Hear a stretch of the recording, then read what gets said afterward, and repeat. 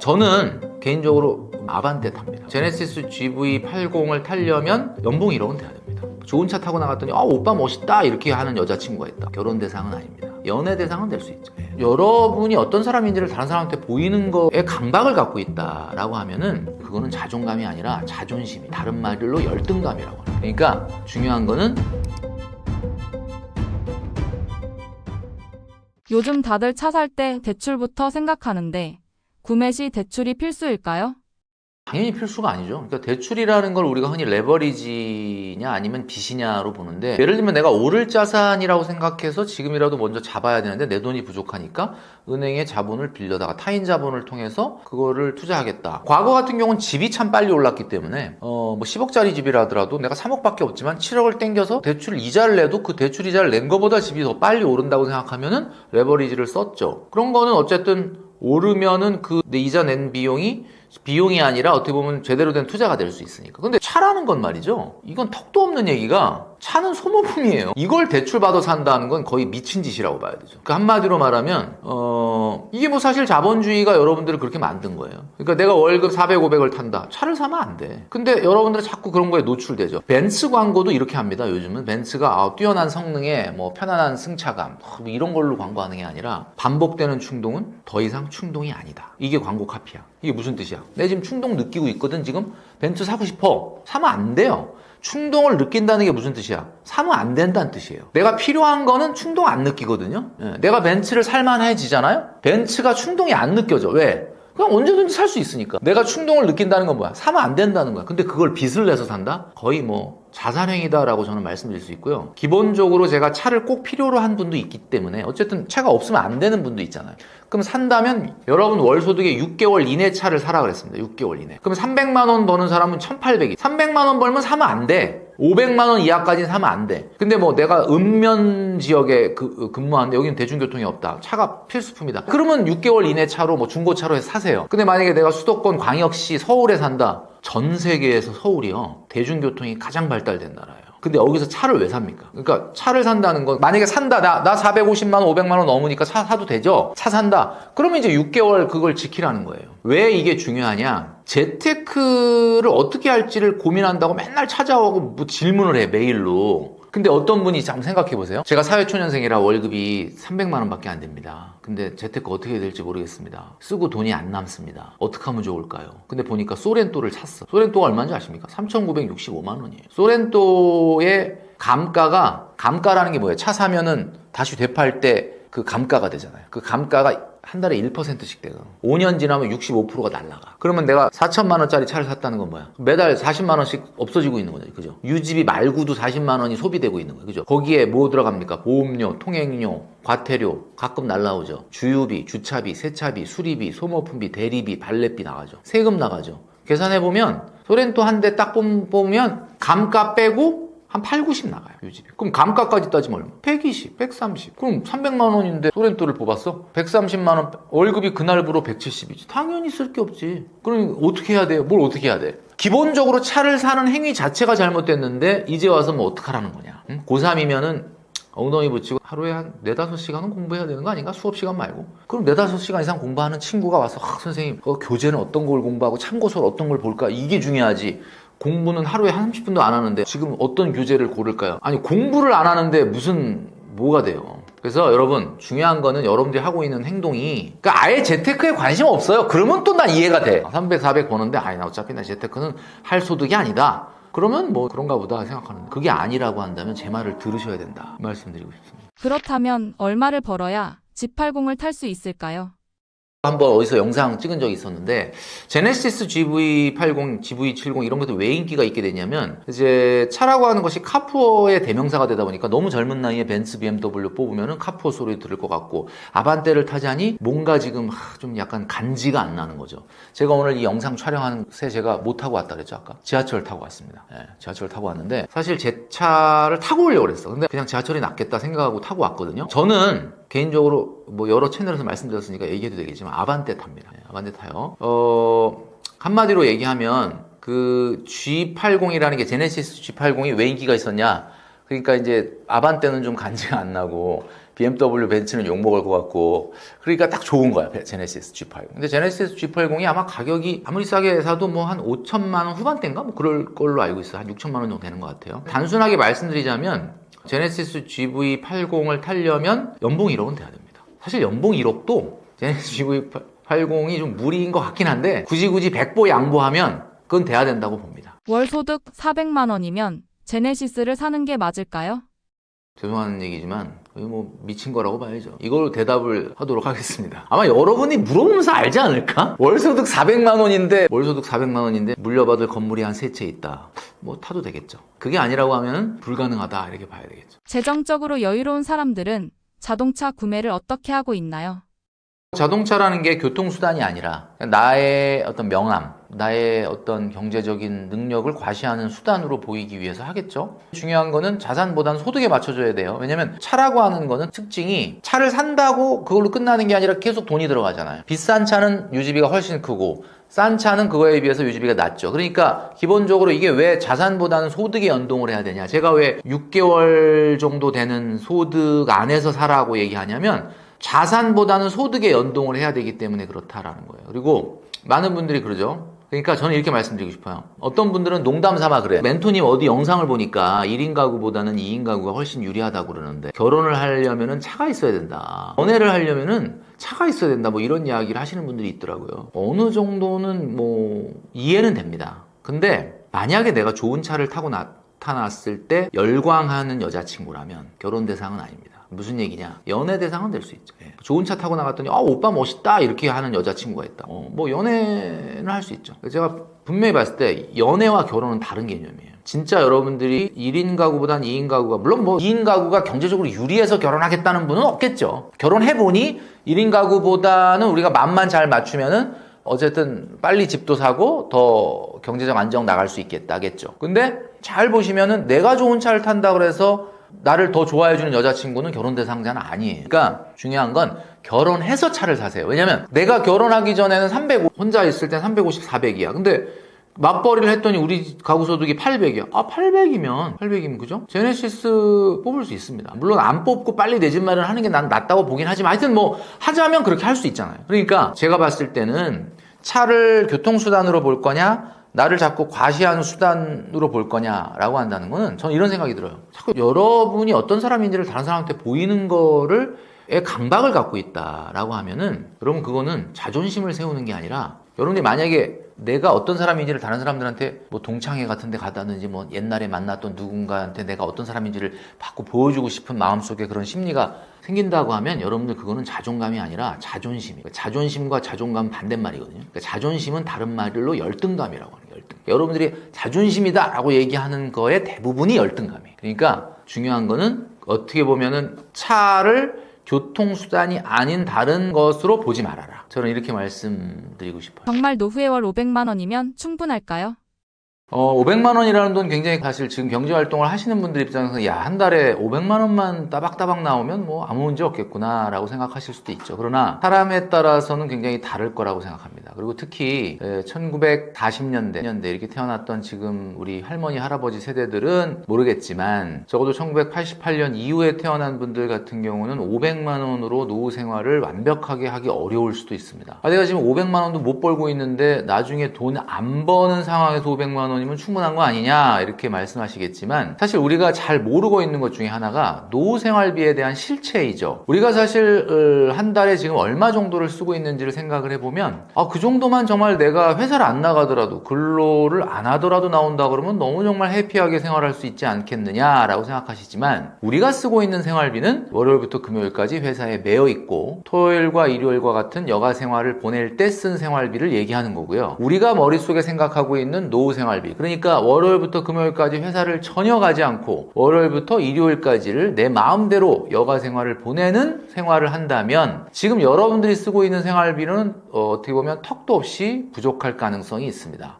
정말 그럴까? 이렇게 생각할지 모르지만 여러분들이 꿈꾸는 정말 근로소득이 전혀 없는 정말 그런 생활을 한다면 당연히 그렇죠. 그래서 500만 원으로의 생활비로 충분할 거냐라는 질문은 그럴 수도 있지만 그렇지 않을 수도 있다라는 게 정답입니다. 그래서 중요한 거는 여러분들의 노후 생활비가 정말 얼마나 들어갈지를 계산을 해보는 게 필요하다. 자, 저를 따라서 한번 해보시면 좋겠습니다. 지금 한 달에 생활비 얼마 들어가는지 머릿속에 한번 떠올려 보세요. 자, 떠올리셨죠? 자, 그럼 그 생활비에서 일단 혹시 결혼하신 분이라면 자녀가 있다면 교육비를 빼십시오. 왜냐하면 노후에는 교육비가 안 들어가기 때문이죠. 자, 그 다음에 대출이자가 있다면 대출이자를 빼십시오. 노후에도 대출이자를 계속 내는 경우도 있지만 사실은 우리가 은퇴하기 전까지는 부채는 다 없애야 되니까 이 두 가지, 교육비 그리고 노후 생활비. 자, 두 가지. 그러니까 교육비 그리고 대출이자는 빼주시면 됩니다. 자, 그렇게 빼고 남은 생활비를 우리가 순생활비다 이렇게 얘기하는 거죠. 그 순생활비가 바로 여러분들의 생활 수준입니다. 자, 사람은 절대로 생활 수준이 뒤로 후퇴할 수가 없어요. 특히나 내가 경제활동을 한창 하던 때의 수준을 노후에는 좀 양보해서 100보 양보해갖고 내가 옛날보다는 훨씬 더 돈을 적게 쓰겠다. 이게 말이 쉽지 현실적으로 불가능합니다. 그래서 그 나온 순생활비에 곱하기 2를 하시면 됩니다. 그러니까 한마디로 2배 들어간다 이런 얘기예요. 상당히 좀 충격적일 수 있는데 이건 실제로 노후 생활을 하는 사람들을 보면은 정확하게 알 수가 있습니다. 우리가 할머니 할아버지 세대들처럼 뭐 일제 강점기 시대나 또 6.25 전쟁 시대를 지낸 분들이야 지금 한 달에 100만 원, 150만 원 이하 가지고도 어찌어찌 생활할 수 있지만 제가 말씀드렸던 것처럼 1980년대 이후에 태어난 분들은 절대로 불가능합니다. 그래서 그 2배를 한 금액이 사실은 어떻게 돼야 되죠? 매달 통장에 그대로 꽂혀야 됩니다. 근데 이게 현재 화폐 가치여야 된다라는 점을 여러분들이 생각을 하셔야 되겠죠. 지금 50대라면 현실적으로 준비할 수 있는 자산이 어떻게 될까요? 우리 떠먹여주는 TV의 구독자 여러분들은 그동안 너무 떠먹여줘서 그냥 이렇게 받아 드셨을 것 같은데 오늘도 제가 떠먹여 드리려고 지금 생각을 하고 있거든요. 그런데 중요한 거는 너무 우리가 떠먹지 않고 떠먹여주는 걸 먹다 보니까 자꾸 생각을 할 때 노후를 자산으로 생각을 하는 경우가 많아요. 그러니까 돈 얼마 모으면 은퇴할 수 있어? 얼마면 내가 이 회사 안 나가도 될까? 자꾸 이런 쪽으로 생각을 하는 거거든요. 이게 왜 잘못된 거냐면 과거에는 평균 수명이 70대이던 시절. 그러니까 우리가 지금 은퇴, 보통 정년을 60세, 공무원이 아니라고 한다면 보통 60세지 않습니까? 이게 어디서 나온 거냐면 1900년대 초반, 그러니까 20세기 초반에 평균 수명을 반영한 정년이에요. 그러다 보니까 대체적으로 60까지 일한다면 정말 아주 해피한 경우고 나오면 70대 초중반이면 보통 평균 수명이었단 말이에요. 그러니까 옛날에는 기본적으로 퇴직금이라는 걸 받아가지고 나왔고 그 퇴직금이 일종의 목돈이었어요. 그래서 급여가 나오지 않는 10년, 15년 정도는 그 목돈으로 다 충분히 준비를 할 수가 있었습니다. 왜냐하면 과거만 하더라도 굉장히 금리가 높았거든요. 그러니까 어느 정도 목돈이 있으면 그 목돈에서 나오는 이자 소득으로 충분히 생활할 수 있었다. 근데 시대가 바뀌었어요. 지금 100세 시대라고 하는데 진짜 100세까지 살까? 이런 의심을 하시는데 1990년대생들의 평균 기대 여명이 93세, 94세 이 정도 나옵니다. 그럼 그 얘기는 무슨 얘기냐면 90년대 태어난 분들 중에서 그냥 평균만 건강해도 그러니까 굉장히 뛰어나게 건강하지 않더라도 90대 중반을 산다. 그러면 내가 평균보다는 조금 더 건강하다. 그러면 그냥 바로 100세에 사는 거예요. 그렇기 때문에 요즘은 라이프 사이클이 달라졌습니다. 30년 동안은 성장기로 보내고 옛날에는 30년 경제활동하고 은퇴했다가 10년, 15년, 20년 있으면 돌아가셨거든요. 근데 이제는 잘 들으셔야 돼요. 30년 성장기, 40년 경제활동기, 그 다음에 30년이 노후생활기입니다. 그러니까 뭐가 달라졌느냐? 일단은 과거에는 우리가 은퇴하고 소득 없이 어떤 특정한 퇴직금이라고 하는 자산으로 버틸 수 있는 시간 10년, 15년, 20년이었는데 그래서 보통은 우리가 70세까지가 아닌 60세까지 일하고 퇴직을 한다고 봤을 때 우리가 퇴직금으로 버틸 수 있는 시간인 10년, 15년, 20년이 아니라 이제는 소득 없이 어쩌면 30년, 40년을 견뎌야 된다. 그렇기 때문에 우리의 은퇴 시기, 이것은 어떤 자산이 얼마냐에 따라서 달라진다기보다는 가장 중요한 게 소득의 기간이 길어져야만 합니다. 그래서 기본적으로 우리가 인생을 세 권의 문제집이라고 봤을 때 첫 번째 성장기, 두 번째 활동기, 세 번째 노후기잖아요. 두 번째 문제집이 과거에는 25년이나 30년만 풀면 됐는데 이제는 이걸 40년 정도 풀 수 있는 정도의 준비가 돼야 된다. 소득이 높지 않아도 돼요. 무조건 소득이 발생하는 기간이 길어져야만 우리가 현실적으로 아까도 말씀드렸던 것처럼 월 소득 500만 원으로 은퇴가 충분할까요? 라고 말씀드렸는데 어떤 분들은 500만 원도 사실은 충분하지 않는 경우가 많이 있을 수 있기 때문에 소득의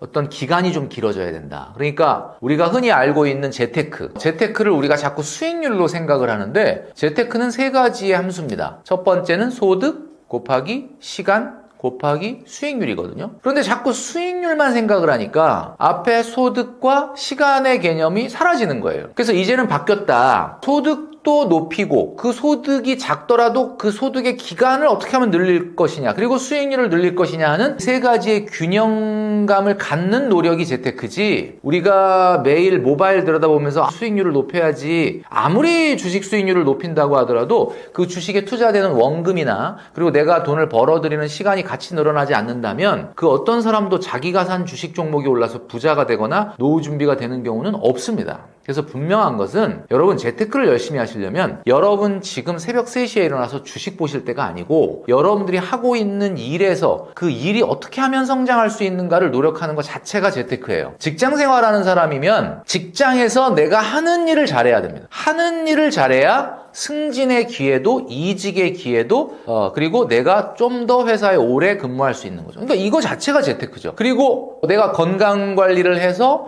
나는 그냥 50대 40대 파이어족으로 빨리 은퇴하겠다가 아니라 내가 소득이 적어지는 한이 있더라도 60세 이후에 뭔가 사회활동을 좀 연장을 해야지 조금 더 건강하게 오랫동안 일해야지 라는 노력을 한다면 이것은 소득 자체가 늘어나는 건 아니지만 소득의 기간이 늘어나기 때문에 이것도 대단한 재테크가 되는 거죠. 오로지 매일 주식창 들여다보면서 S&P 500 나스닥 지수에 투자한 내 돈이 얼마나 늘어나느냐 관심을 갖는 거 그것은 올바른 재테크는 아니다. 그래서 제가 말씀드리고 싶은 것은 가장 현실적인 재테크 방법은 수익률에 매몰된 재테크가 아니라 나의 소득이 높아지기 위한 노력 그리고 그 소득의 시간이 길어지기 위한 노력을 같이 하는 거다. 이게 바로 제대로 된 노후 준비다라고 말씀드릴 수 있습니다. 은퇴 후에도 월 500만 원 버는 가장 현실적이면서도 리스크가 적은 방법은 어떤 게 있을까요? 제가 좀 전에 말씀드렸던 것처럼 재테크라고 하는 것은 단 한 가지 수익률이 아니라 시간, 그리고 소득, 그리고 수익률의 함수다라는 말씀을 드렸잖아요. 그러니까 한마디로 노후 준비에 있어서 가장 중요한 것은 수익률이 아니라 소득의 다각화입니다. 그러니까 우리가 흔히 이런 얘기 하잖아요.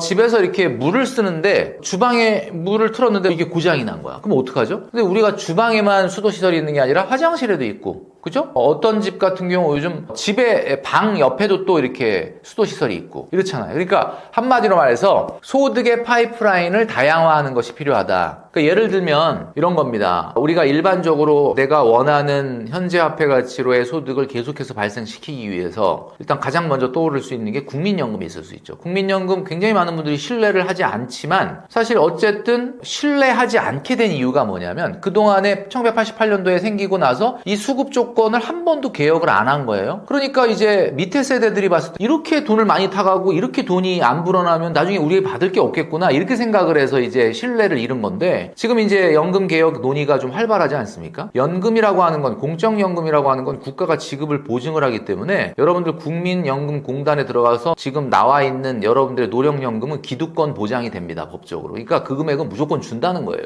근데 이제 문제는 중간에 이제 좀 개혁이라는 걸 통해서 좀 불리한 수급 조건을 만들 수는 있겠죠. 뭐 9% 내던 걸 뭐 13 내라든지 아니면 60세에 받을 수 있었던 걸 65세로 연기했던 것처럼 65세가 아니라 뭐 70세에 받으라든지 뭐 이런 식으로 중간에 여러분들 조금 괴롭게 하는 일은 있을지 모르지만 어쨌든 국민연금공단에서 약속하고 있는 노령연금은 기득권이 보장되는 거거든요. 자, 그렇다면 어떤 사람이든 간에 100만 원이든 150만 원이든 현재화폐 가치로 국민연금을 탈 거 아니겠습니까? 자, 그 국민연금이 있고요. 그 다음에 또 직장생활 한 분들 같은 경우는 퇴직연금이 있죠. 퇴직금 중간 정산을 해서 그냥 다 타버리지 않는 한은 여러분들이 10년, 20년, 30년 근속을 하게 되면은 퇴직연금이 나옵니다. 근데 이게 얼마가 나올지 모르겠다. 여러분들이 가입되고 있는 금융회사나 또는 회사 인트라넷에 들어가 보면 뭐 정확하진 않겠지만 예상치는 나와요. 그러니까 뭐 그 예상치가 아주 뭐 정교한 건 아니겠지만 자, 그러면 국민연금 있죠? 퇴직연금 있죠? 그것 가지고 당연히 부족하겠죠. 자, 그렇다면 뭐가 있을 수 있냐면 여러분들이 제가 아까 말씀드렸던 것처럼 60세에 은퇴하더라도 나는 이제 일 안 할래가 아니라 훨씬 더 적은 소득이라 하더라도 한 10년 정도를 더 일할 수 있는 나름대로의 준비. 그러니까 저속 은퇴겠죠. 파이어족과는 완전 대척되는 건데 저속 은퇴라는 게 뭐냐면 말 그대로 어쨌든 소득이 낮더라도 일할 수 있는 시간을 계속 길게 가져가는 겁니다. 자, 그러면 이제 거기서 나오는 어떻게 보면 기타 소득이 있을 수가 있고, 그 다음에 또 하나는 이제 뭐가 있을 수 있냐면 여러분들이 개인적으로 준비한 뭐 저축을 해놨다든지 연금을 들어놨다든지 하는 그런 개인적인 저축 또는 뭐 연금에서 일부 소득이 좀 발생할 수가 있겠죠. 자, 그럼 벌써 몇 가지냐면 여러분들 저소은퇴로 생기는 기타 소득, 그 다음에 연금, 개인연금이죠. 그 다음에 공적연금, 그 다음에 퇴직연금. 벌써 4가지예요. 그러니까 파이프라인이 4가지입니다. 그러니까 여러분들이 원하는 노후소득의 준비 그 정도가 어느 정도인지 모르겠지만 이 4개의 수도꼭지가 있다는 거예요. 거기에 하나 더 하자면은 여러분들이 평생 돈 벌면서 누구나 꼭 하나 정도는 갖게 되는 게 집입니다. 집이죠. 나 집 안 갖는다. 뭐 요즘은 이제 뭐 과거처럼 아파트 가격이 많이 안 올라가니까 나는 계속해서 그냥 렌트로 살겠다. 렌트로 산다. 뭐 전세나 월세로 살겠다. 전세 월세는 안 올라가고 딱 고정값이고 집값은 안 올라가는데 내가 예를 들면 뭐 전세를 산다, 월세를 산다. 그럼 그것도 안 올라갈까요? 그렇진 않거든요. 그래서 아마 모르긴 몰라도 여러분들이 아마 평생 내 집 마련이라고 하는 게 모든 사람들의 꿈이잖아요. 자, 그러면 이 집이라고 하는 것도 유동화가 가능합니다. 뭐 여러분들 아시겠지만 2025년 3월부터 주택연금 금액이 올라간다라고 여러분들 보도를 보셨을 텐데 주택연금이라는 것은 기준가격, 공시가격 12억 이하, 그러니까 시세로 말하면 한 14억, 15억 정도 되는 아파트보다 비싸지만 않으면 배우자 중에서, 부부 중에서 한 사람만 55세 이상이 넘으면 가입할 수 있거든요. 이건 엄밀하게 말하면 연금이라고 보기보다는 집이라는 것을 담보로 잡히고 생활비를 빌려서 쓴 다음에 그 생활비를 빌려 쓴 그 원금과 이자 금액을 나중에 사후에 정산하는 시스템입니다. 그래서 혹시 내가 빌려서 썼던 금액이 나중에 내가 사망 시점에서 그 집의 평가 금액으로 봤을 때 내가 그동안에 빌려 썼던 금액이 훨씬 크다 하더라도 주택공사에서는 청구하지 않아. 반면에 내가 썼던 금액, 빌려 썼던 금액과 주택의 평가 금액 중에 주택 평가 금액이 훨씬 더 크다. 그럼 그 차액은 자녀에게 상속을 합니다. 그러니까 사실 아주 미치는 장사는 아닌 거죠. 내가 내 집에 살면서 또 이렇게 내가 갖고 있는 자산을 현금으로 유동화할 수 있다. 자, 그것뿐만 아니라 주택연금 나 싫다. 내 집을 벽돌 빼듯이 꽃감 빼먹듯이 빼먹는 거 너무 싫다. 이런 분들은 사실 그 집을 렌트를 주고 본인은 약간 더 싼 곳으로, 약간 외곽으로 벗어나게 되면 그 차액만큼, 물론 뭐 주택연금만큼은 아니겠지만 차액만큼 또 연금을 탈 수가 있습니다. 그러니까 집이라는 게 대한민국에서는 아파트라고 한다면 그래도 이게 무슨 어디 굉장히 무슨 산속에 있는 시골에 있는 것이 아니라고 한다면 나름대로는 현금 유동화가 좀 좋다. 그러니까 부동산은 깔고 있는 거다라고 생각하지만 그렇지 않거든요. 대한민국에서 상가 건물은 변동성이 크지만 주택, 그중에서 특히 아파트라고 한다면 서울 수도권에 있거나 또는 광역시의 주요 입지에 있다라고 한다면 여러분들이 얼마든지 그것을 유동화할 수가 있다. 자, 그렇다면 1주택이라고 하더라도 내가 조금 외곽으로 이사 갈 수 있는 용기나 그런 상황이 된다면 내 집에서도 임대소득을 받을 수 있는 거죠. 자, 그러면 정리하면 파이프라인을 5개로 만들 수가 있는 거예요. 공적연금, 퇴직연금, 그 다음에 내가 기타 소득, 그 다음에 좀 전에 말씀드렸던 것처럼 주택에 의한 임대소득, 그리고 내가 개인적으로 준비했다고 하면 개인연금. 이렇게 다양화하게 되면은 어떤 수도꼭지가 좀 일시적으로 망가지더라도 노후의 생활비를 걱정하지 않을 수 있다. 자, 지금 제가 말씀드린 이 5가지를 딱 듣기만 하셔도 어때요? 좋겠는데? 이 5가지가 나름대로 골고루 준비되기 전에는 은퇴하시면 안 된다, 이런 뜻이에요. 그러니까 거꾸로 얘기하면 이 얘기 들으면서 좋겠는데? 그러면 야, 공적연금, 퇴직연금, 뭐 기타 소득에다가 이 자기 있는 집에서 또 연금 받고 그 다음에 개인연금까지, 야, 괜찮겠다. 괜찮겠죠. 그러니까 이 괜찮은 준비가 안 된 사람이 은퇴할 수 있겠느냐? 은퇴 못 한다는 거죠. 은퇴라는 건 말이죠, 마음이 편해야 돼요. 내가 회사를 안 가더라도, 일을 안 하더라도, 이번 주는 누구를 만날까? 이번 주는 어디를 좀 둘러보러 갈까? 뭐 이렇게, 이게 노후 생활인데, 내가 상가 건물에다가 모든 재산을 다 때려 넣고 거기서 500만 원 월세를 받아서 노후 생활을 하겠다. 그 노후 생활 할 수 있을까요? 맨날 부동산에서 전화 오면은 뭐 바꿔달라, 고쳐달라, 또 나간다, 또 공실이다. 노후 생활이라는 건 내가 좀 신경 안 쓰고 살아야 되는데, 제가 말씀드리지 않습니까? 상가 건물에서 임대소득을 받으려면 내가 생활비가 500인데 상가 임대소득으로 한 3,000 나와야 돼. 그러면은 공실이 생겨도 500을 받는 데는 큰 문제가 없죠. 근데 내가 노후 생활비가 500을 벌어야 되는데 상가 건물에서 500 나온다 그러면 어떤 사람이 마음 편하게 생활할 수 있겠습니까? 그래서 중요한 건 노후 생활비라는 거는 금액 수준이 아니라 얼마나 작더라도 안정적으로 나올 수 있느냐. 이게 가장 중요하다는 거죠. 50대 이후 자산을 갉아먹는 대표적인 소비 습관은 어떤 게 있을까요? 아무래도 이제 50대면은 사회생활 중에는 소득이 가장 높은 시기예요. 그러니까 착각을 하는 거죠. 물론 50대 정도 되면은 소득이 높더라도 이제 아이들 어느 정도 크고 야 끝나고 나도 내가 이제 은퇴를 하게 되면 돈이 많이 들 텐데 하면서 걱정이 되면서 허리띠를 졸라맬 때입니다. 그런데 많은 분들이 쓰던 습관이 있기 때문에 관성에 의해서 그걸 못 버리는 거예요. 50대면은 사회적인 위치도 좀 많이 올라가 있고 그리고 내가 회사에서는 좀 나보다 위에 있는 사람 별로 없죠. 그러다 보니까 이제 뭐 골프, 테니스, 그다음에 사회생활 하더라도 밥을 한번 먹더라도 그죠? 뭐 좀 좋은 데 가서 먹고. 근데 이게 지금의 나의 소득 수준이라는 게 계속해서 영속적으로 유지된다면야 뭐 당연히 그렇게 하셔도 되죠. 저는 이게 가장 중요한 게 이거라고 봐요. 그 사업을 하는 분들은 이런 게 있습니다. 한국 사람들 같은 경우는. 뭐 이거는 직장 생활하는 사람도 마찬가지인데 한국 사람들은 관계를 굉장히 중요시합니다. 이 관계를 중요시한다는 게 뭐예요? 관계를 통해서 나한테 뭔가 미래에 이득이 있다고 생각하니까 관계를 중요시하죠. 그러니까 20대, 30대 때 사회생활 잘한다가 뭐예요? 선배한테도 잘하고 동료한테도 잘하고 후배한테도 잘하는 것이 나의 회사 생활의 입지에서도 도움이 된다. 사업하는 분도 뭐 어때요? 인맥, 어디서 나의 도움을 귀인이 생길지 몰라. 그러니까 다 잘해야 되는 거죠. 그런데 이런 어떤 패턴으로 이 40대, 50대를 오게 되니까 이 습관을 버리지 못하는 거예요. 50대가 되면 누가 골프 치러 가자. 내가 지금 사업이 어려워. 그럼 어떻게 해야 됩니까? 내가 딱 보니까 사업이 진짜 어렵네? 굉장히 힘드네? 그러면 누가 예를 들면 골프 모임이 있어. 매달 한 번씩 가는 거야. 전화 와. 야 다음 주에 갈 건데 어디로 갈까? 그렇게 전화가 옵니다. 그러면 내가 지금 사업이 너무 어렵다. 지금 상황이 골프 칠 상황이 아니다. 나 당분간 못 갈 것 같다. 이런 얘기를 해야 되는데 그 말을 할 용기가 안 나는 거야. 뭐라 안 되는데 라는 게 머릿속은 이해되는데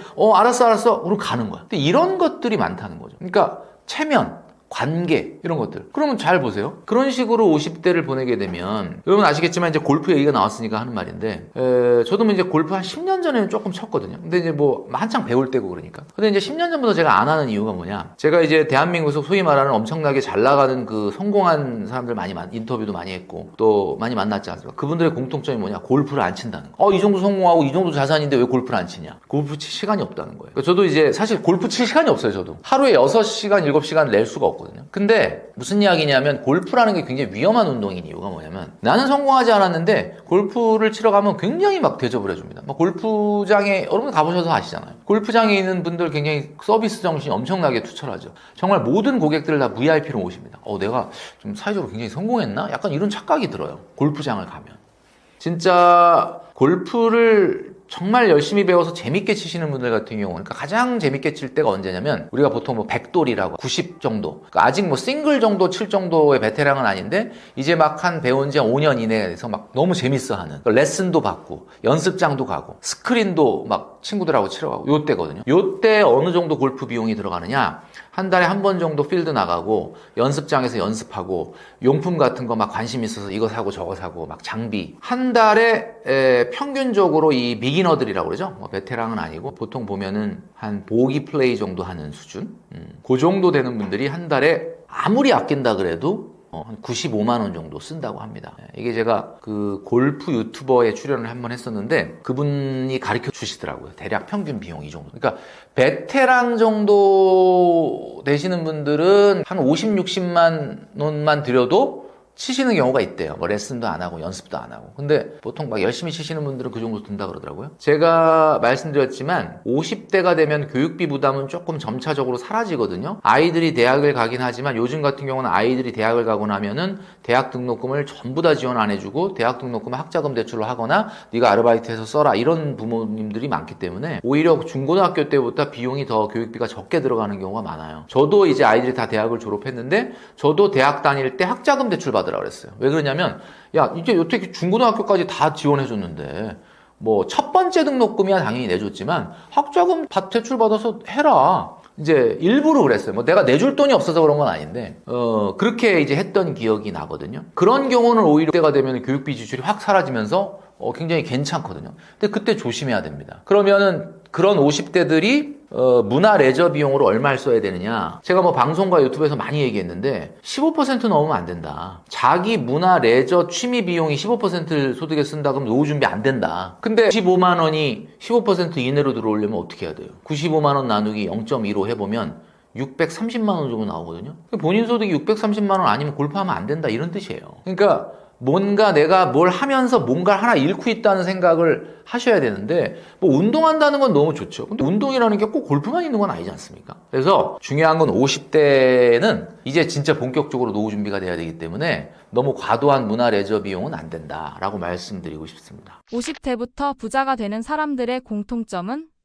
50대부터 부자가 된다라고 한다면은 글쎄요. 그동안에는 어떤 그 포텐이 안 터졌다가 50대 때 뭐 갑자기 탁 이렇게 치고 나가는 거겠죠. 제가 아까 말씀드렸던 것처럼 이제 세 가지 중에 하나겠죠. 뭐 본인이 어디다 장기적으로 투자했던, 왜냐면 이제 재테크는 세 가지라고 그랬으니까 소득이 늘든지 시간이 늘어나든지 아니면 수익률이 폭발하든지인데 결국 세 가지 중에 하나일 겁니다.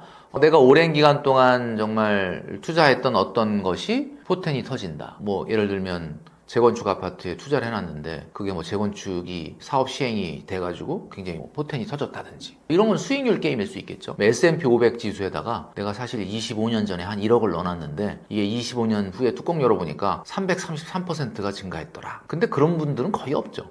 사실 누가 S&P 500 지수에 25년 전에 1억을 넣는 사람이 대한민국에 누가 있겠습니까? 그건 정말 S&P 500에 상장되어 있는 그 기업들의 대주주 아니고서야 뭐 고작 해봐야 우리나라 미국 주식 투자 그렇게 열을 내고 있지만 이거 미국 주식 본격적으로 투자한 지가 지금 5년밖에 안 됐어요. 그리고 그 5년 전에 또 투자한 사람은 지금 투자한 분의 10%도 안 돼. 지금 막 미국 주식 이렇게 얘기하지만 사실 진짜로 투자한 사람 2년밖에 안 됩니다. 물론 2년 동안의 수익률이 굉장히 높기는 하지만 그 계산해보면 누가 뭐 한 2년 전에 막 한 1억, 2억 거기다 넣어놓고 2년 동안 버틴 사람 있습니까? 없잖아요. 그러니까 주변에서 뭐 엔비디아가 어떻다, 테슬라가 어떻다. 야, 저는 솔직히 그거 계좌 까보라 그러거든요. 얼마 먹은 게 아닙니다. 그냥 괜히 수익률이 뛰어나니까 흥분을 하고 있을 뿐이다. 저는 아마 50대 때부터 갑자기 부자 된 사람이 이런 사람이 아닐까 싶어요. 그동안에 굉장히 사업하느라고 힘들다가 드디어 포텐이 딱 터져갖고 이제 사업이 어느 정도 궤도에 딱 올라가. 이제 돈이 들어오는 거야. 여러분, 자산보다는 소득의 시대거든요. 지금 누가 자산이 많다 자랑을 합니까? 자산이 아무리 많아도 자산가는 불안해. 내가 자산이 100억이 있어도 마땅히 소득이 없으면 불안한 거야. 그런데 아직 나한텐 100억이 없지만 한 달에 한 3천만 원, 4천만 원 꾸준히 들어올 수 있는 어떤 사업 아이템이 있어갖고 지금 사업이 쫙 번창하고 있다. 이 사람은 그죠? 이런 사람이 반포 레미안 원베일리 들어가는 거지. 자산 100억 있는 사람이 그 중간에 55억, 60억 꺼내가지고 반포 원벨리 들어가는 게 아니거든요. 그러니까 중요한 거는 이제는 자산 시대가 아니라 소득의 시대다. 어떤 사람이 갑자기 50대에 갑자기 막 정말 잘 나간다. 그 사람은 사업 성공한 거예요. 자기 일이 포텐이 터진 거야. 정말 착각하면 안 되는 게 여러분, 부자를 자꾸 우리는 착각을 하거든요. 최근에 막 S&P 500 지수가 어마어마하지 않습니까? 3년 동안의 수익률이 얼마인 줄 아십니까? 2022년도 1월 1일부터 2025년 1월 1일까지, 그러니까 2022년 1월 1일 날 돈을 1,000만 원 넣어놨다 그러면, 그죠? 3년 후에 2025년 1월 1일 날 딱 꺼내면 얼마일 것 같아요? 1,337만 원. 그러니까 337만 원 수익이 얼마야? 수익률. 33.7%. 33.7%라고 하니까 와, 엄청나다. 1년에 거의 11, 그거밖에 안 돼요. 근데 굉장히 사람들이 흥분하는데 어떤 사람이 3년 전에 그 1억을 거기다 넣어놓고 3년 동안 붙잡고 버틴 사람이 어딨냐고. 대부분 다 중간에 적립식으로 100만 원 넣었다가 200만 원 넣었다가 이거 아니에요. 그러면 고작 해봐야 3년 동안 투자해도 수익률 150만 원씩 저축 안 하고 거기다 S&P 500에다 넣잖아요. 1,500 저축보다 더 먹은 거예요. 물론 1,500 대단하죠. 뭐 대단하지 않다는 건 아닙니다. 1,500만 원, 150만 원씩 3년간 저축을 정기 적금으로 했으면 한 5,800, 900? 뭐 6,000도 채 안 됐을 텐데 S&P 500에다가 150만 원씩 3년 동안 그렇게 꾸준히 넣은 사람도 없겠지만 넣었다 그러면은 저축한 거보다 1,500을 더 먹은 거니까 1년에 500만 원씩 더 먹은 거네. 와, 괜찮네요. 1년에 500만 원이면 그죠? 1년에 안마의자 한 대씩 생겼네. 그죠? 굉장히 괜찮은 거죠. 근데 그런 사람이 있을까요? 저는 없다고 봅니다. 진짜 없어요. 그런 사람도 없어. 만약에 설사 그런 사람이 있다 칩시다. 진짜 150만 원 적금 안 넣고 150만 원을 매달 3년 전부터 S&P 500을 넣어갖고 지금까지 왔어. 그러면 딱 수익률 계산해보면 적금 넣은 거보다 1,500만 원. 그럼 그 사람은 중간에 그 1,500만 원을 안 뽑았었을까? 진짜? 뭐 기분 좋아갖고 밥 사고 술 사고 기분 내고 벤츠 같은 거 뽑지 않았을까? 제가 봤을 때는 그 경제학에서 얘기하는 자산 효과라는 게 있거든요. 자기 자신의 실질가치, 자산의 실질가치가 올라가면 사람들은 자기는 절대 아니라고 얘기하지만 씀씀이가 커집니다. 그러니까 제가 봤을 때는 주식은 좋은데 그게 전부는 아니라는 거예요. 그러니까 약간 열심히 하셔서 수익률 높이는 건 당연히 좋지만 그게 여러분의 인생을 안 바꾼다. 앞에 제가 말씀드렸던 소득과 시간이 확대되지 않는 한, 소득이 늘어나고 그 일할 수 있는 시간이 늘어나지 않는 한. 그러니까 50대 때 갑자기 잘 나가는 사람이다, 부자가 된 사람이다. 결국 자기 일이 성공한 사람이에요. 지금 여러분 아시겠지만 전 세계 5대 부자가 누굽니까? 일론 머스크, 베르나르 아르노 회장, 제프 베이조스, 또 누가 있지? 레리 앨리슨, 워렌 버핏, 그죠? 이런 사람들이 주식 투자해서 돈 번 사람들이 아니잖아요. 워렌 버핏이 주식 투자해서 돈 번 걸로 알고 계시는데 착각입니다, 그거는. 그분이 그 버크셔 해서웨이라고 하는 회사가 성장해서 부자가 된 거예요. 물론 버크셔 해서웨이라는 회사가 투자 회사니까 거기서 투자가 일어났으니까 마치 뭐 워렌 버핏이 막 그 모바일로 이렇게 주식 보면서 막 새벽 3시에 일어나갖고 미국 주식에 투자해갖고 부자 된 거 아니냐. 아니거든요, 여러분. 그냥 그분들이 하는 일이 성공해갖고 부자가 된 거예요. 그러니까 재테크는 거들 뿐. 여러분들이 산 코인이나 여러분들이 산 주식이 올라서 부자가 된다? 이건 천만의 말씀입니다. 그래서 여러분의 일터에서 여러분이 성장하는 것이 최고의 재테크라는 것을 말씀드리고 싶습니다.